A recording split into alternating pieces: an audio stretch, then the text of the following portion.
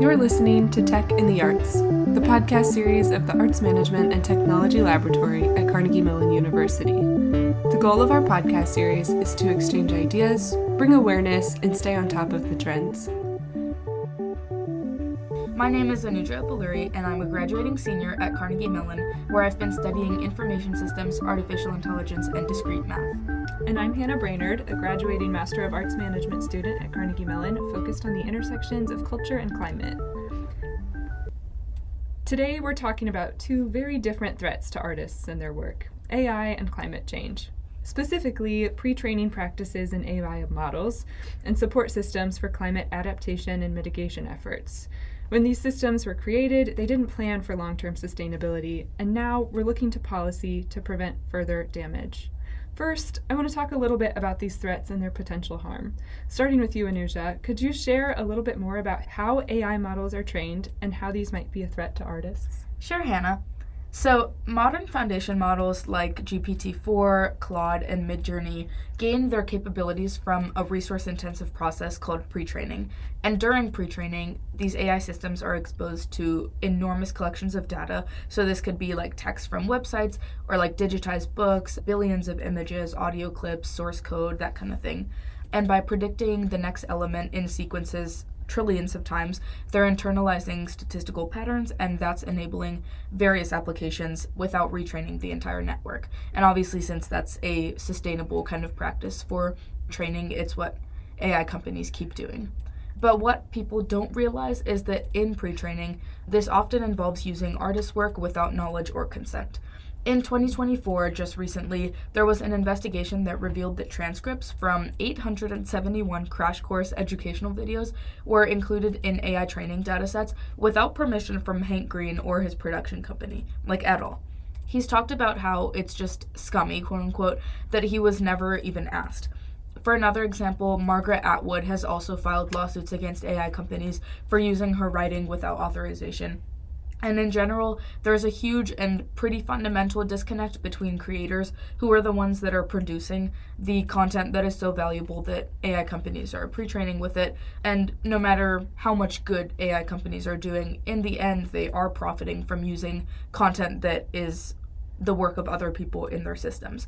And I think in general, because artists are only discovering that their work was used through leaks or investigations, there's an, in general, feeling of exploitation. Yeah, I can understand why artists would be upset about the use of their work in that way. Could you share some specific examples about how artists discovered that their work was being used in training AI models, and maybe what legal actions they've taken in response to that? Sure. So there have been artists like someone named Carla Ortiz, and they typically have been learning that their work was used without permission when they noticed that AI systems can generate nearly identical copies of their style just by using their name as a prompt. So I think some evidence of this systematic collection has come out when researchers were discovering databases and spreadsheets that were listing thousands of artists whose styles AI systems were specifically trained to replicate. And I think it's one thing when there's something ubiquitous, like generate something in the style of Monet, and then there's something else when it's a more independent artist that is selling their work that has value because it's their specific work. And in response, I think some artists have taken legal action, with Ortiz joining Sarah Anderson and Kelly McKernan in a pretty landmark class action lawsuit that was against Stability AI and Midjourney for using billions of images without consent or compensation. And there's another artist named Christina Kashtanova that was facing a different kind of challenge when the US Copyright Office revoked protection for AI-generated images in their comic book that was called Zarya of the Dawn. And so they were the first person that had AI art copyright protection withdrawn. And in general, I think the AI industry has just been developed on the backs of creators, and they haven't established consent frameworks or any kind of attribution system or compensation model. And without guardrails like this, we really risk undermining the creative ecosystem that is what makes AI valuable in the first place. Yeah, absolutely. Let's also talk about climate. Yeah. What kinds of threats do climate change effects pose to artists and art institutions? Yeah, that's a great question. So just to start off, it's very well documented that climate change is amplifying the impacts of natural disasters. Rising sea levels not only increase flooding, but they also intensify the frequency and magnitude of storms. Rising temperatures, again, are a threat on their own, but it also extends drought periods and dry seasons, which fuels wildfires. It also increases evaporation, again, fueling storms. The list goes on and on about how climate change can really grow natural disasters. And this is a concern across the board, for the way that our cities are planned, the way that we construct housing and other facilities. And within the arts and cultural sector, this is of particular concern for museums. They're collections-based, they're tangible. Museums are really tasked with preserving the cultural artifacts that we value, and these collections are also extremely sensitive to various environmental factors like temperature, light, humidity. So even a small change can cause significant damage, let alone something at the scale of a natural disaster. So this is a growing concern, a growing question in the museum world about how we can both understand this risk and prepare for it. That makes sense. I guess in general, who do you think faces the greatest threat? Yeah, so really it comes down to funding. Who has the resources to properly adapt to climate change? And this has long-term implications for whose stories we protect and whose stories we value. In a century, which artifacts do we still have to tell the stories about? So at its core, that's really a climate justice question. Historic redlining is really one of the biggest factors with that. That's created long-lasting disparities in our communities. So in the 1930s, the Homeowners Loan Corporation, or HOLC, created maps to evaluate risk level in different communities, and one of the biggest factors was race. This has led to long-term housing discrimination, divestment from BIPOC communities, creating dense, poorly maintained infrastructure more vulnerable to natural disasters. Not only are these communities, more vulnerable structurally to harm, but the benefits disproportionately don't help them. So like after a storm, resources that become available are more valuable to property owners who can actually grow in wealth after a natural disaster versus people who don't own homes, who most often lose wealth. And these same kind of ideas can apply to cultural institutions in these communities. I guess then, if we're thinking about things like housing discrimination, when you talk about these ideas applying to like cultural institutions, what does that look like, and what kind of examples, I guess, can we think about? Yeah. So one of maybe the best examples now and most recently are the wildfires in Los Angeles. There's sort of an interesting example. So two of the fires that we hear about are the fires in the Pacific Palisades, which are in the northwest end of the county that primarily impacted white, affluent communities. And sort of within this area is the Getty Villa, which is one of the two museum campuses operated by the J. Getty Foundation, which is one of the most wealthy arts institutions in the world. And you likely saw headlines of this sign that says the Getty Villa, like engulfed in flames, that they really were in the path of the fire. But the collection was safe following the fire, mostly because the institution had made significant investments in infrastructure to protect the collection. Fire-resistant landscape, irrigation, flame retardant, double-walled galleries, things that would make sure that the collection was safe regardless of natural disaster like wildfire. Conversely, the Eaton fire in the San Gabriel Valley disproportionately impacted Black communities and lower-income communities. So an example from the Eaton fire, a Black artist and activist, John Outerbridge, his collection was completely destroyed in a fire, in a residential fire. Actually, his daughter kept all the artifacts of his work. But Altadena, where it was, is a historically redlined community. And so these smaller niche collections tend to be in the most harm. Another example that's quite sad, actually, is the Bunny Museum in Pasadena, also in the Eaton fire. It was a collection of a husband and wife who exchanged like bunny toys every day for years, and eventually they decided to turn it into a museum. It's kind of sweet, but the entire museum was destroyed in the fire. So these sort of more niche and specific spaces were lost most often.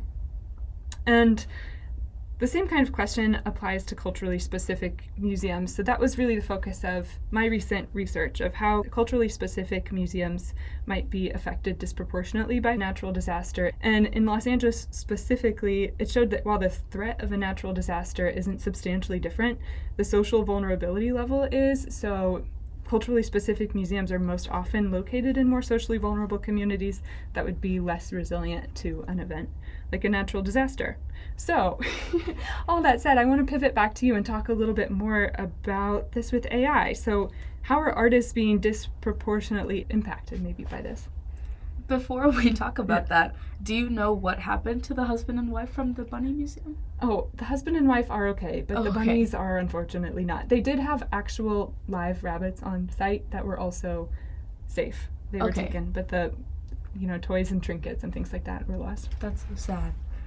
But yeah, to talk about how artists are impacted differently as a result of pre-training, or I guess the procedures that occur with that, there's a really clear inequality in how AI is impacting different types of artists because, as we talked about slightly before, independent creators and those that are in marginalized communities are much more disproportionately affected. Major publishing houses and established media organizations have also been able to negotiate some kinds of licensing deals with AI companies. We've seen like OpenAI partner with Axel Springer and Condé Nast, and Microsoft has created partnerships with USA Today's publishers. But for individual artists, especially those without legal resources or industry connections or anything, they kind of don't have a seat at the table. I think one thing also is that visual artists that are from diverse backgrounds are particularly vulnerable. Their work is scraped into training data sets without their knowledge. AI systems can generate imitations of their distinctive styles, and then they're just effectively appropriating whatever cultural expressions and aesthetics they've spent years developing. And when I think they don't have the resources to fight, quote unquote, or like try to advocate for themselves, there's just a huge disparity that keeps growing and growing. And I think the difference between letting their work be used to create other beautiful things on this notion of AI like just factually democratizing creation and that kind of thing, the difference is that they then would actually have to get paid for the effects of their work, or at least the use of their work. And I think this gap is something that big companies aren't addressing, and it's just not sustainable. Yeah, that's a really important point. We often hear AI companies talk about democratizing creativity, but it seems like they're building this democratization on the unpaid labor of actual creators.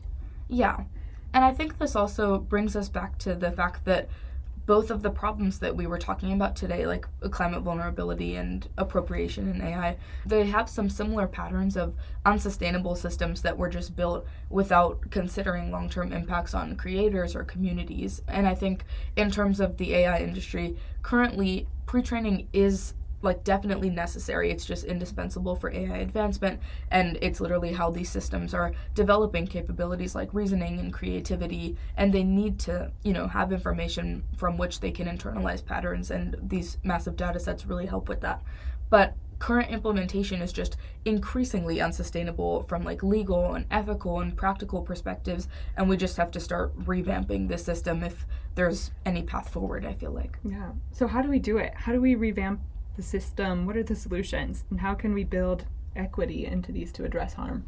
I think one super good thing is that there are already some pretty promising signals of change. YouTube, I think in December, was rolling out an opt-in toggle for like third-party AI training, and the default is set to off.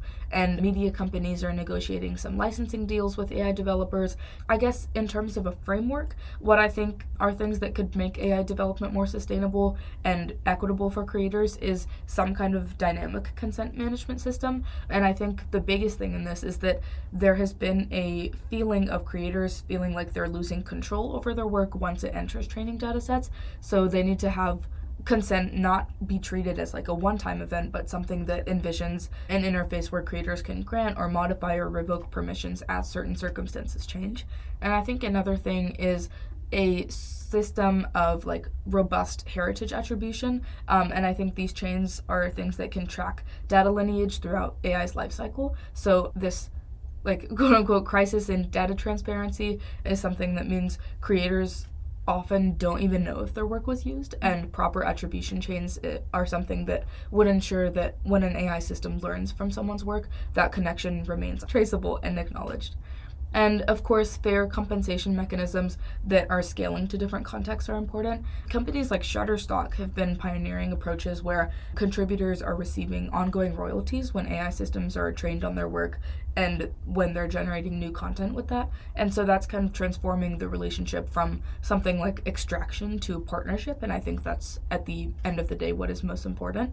But I think one thing also to note is that these frameworks really aren't just theoretical. They're already kind of being implemented in various ways. The EU put in an AI Act that is requiring transparency around training data, and researchers are developing technical tools that are tracing data lineage in AI datasets as well. So I think what is promising is how these approaches can scale across disciplines. And the same principles that are protecting a visual artist style could also preserve a composer's musical signature or an author's narrative voice or something like that. And these sustainability mechanisms, I think, building these into AI development from the ground up is something that is integral to us creating systems that can advance technology and also honor the human creativity that they were built upon. I think going back to your topic in environment, how can we also just establish more equitable systems so that we're addressing these sorts of harms? Yeah, I think kind of similar systems can apply regarding climate change and how museums adapt, because really what it comes down to is the equitable allocation of funding systems for adaptation and resilience efforts. And specifically here, like how cultural specific identity can be considered as a factor for prioritizing the allocation of funds. For sure. With that, I do want to add the caveat though. So, mapping risk is a huge tool in understanding sort of how to allocate these funds, but we have to be cautious to not reinforce harm like the Hulk maps have done. Understanding marginalized communities and where they are and how they're impacted by climate change means putting more resources into those museums and those communities, not avoiding them. So that's sort of an interesting line to walk on, understanding risk for the purpose of providing resources for that space. For sure. I think from what I'm hearing, both of our challenges are kind of showing us that there is a need for more systemic change rather than just band-aid solutions. Yeah. And I think it's small things like the reason that Getty survived, or at least the materials in there survived, is because of things that were put in place from a long time before that, could be harder for other organizations or institutions. Right, for sure. Yeah, so I guess in general, designing some systems that are either respecting creators' rights or addressing historical vulnerabilities or that kind of thing could be setting a precedent for better foundations that we're creating for an environment where technology or cultural heritage can flourish together. Yeah, absolutely. Well, thank you, Anuja. This conversation has been great. Thank you. Thank you for listening to this episode of Tech in the Arts, the podcast series of the Arts Management and Technology Laboratory. If you found this episode informative, educational, or inspirational, be sure to check out our other episodes and share with the arts or technology aficionados in your life. Check out our website at amslab.org, that's amt-lab.org, or you can email us at info@amslab.org. Follow us on Instagram at Tech in the Arts or Facebook and LinkedIn at Arts Management and Technology Lab. Thanks for listening.